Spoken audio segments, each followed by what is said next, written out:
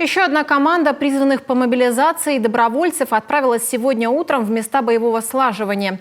Бойцы из Воркуты, Усинска, Печоры, Ухты, Сыктывкара, Книжпогосского и Троицко-Печорского районов пройдут подготовку в Ленинградской области. Подробнее Анна Зубарева.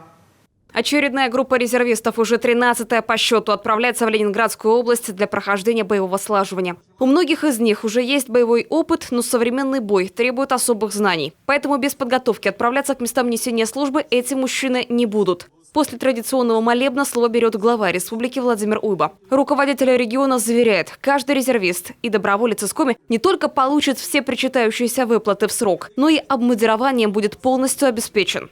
Я только что вернулся от ребят из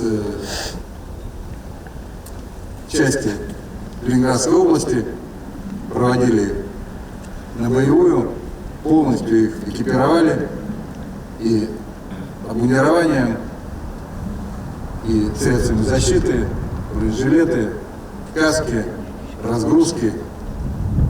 Точно так же будет с каждой командой, которая будет уходить на передовую.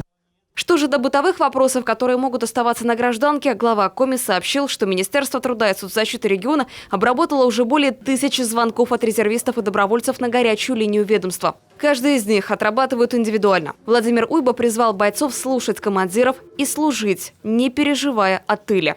Воюйте спокойно, уверенно, на рожон не лезьте, но приказ командира выполняйте.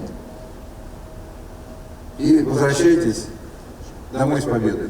Настрой на победу среди бойцов действительно ощущается. Среди них, к слову, все больше добровольцев. Я в марте первый раз пришел, но тогда еще не брали. Вот. А сейчас мобилизация, пошел второй раз, и вот взяли. Вопросов с обмундированием, с подготовкой совсем нету никаких. Все понятно, все четко. Своим тихим мужеством бойцы подают пример воспитанникам военно-патриотической школы «Юнкер», которые сегодня их провожают. Резервисты и добровольцы отбывают исполнять свой долг традиционно под прощание славянки. Анна Зубарева, Евгений Стокос, Иван Богомолов, Юрган, Сыктывдинский район.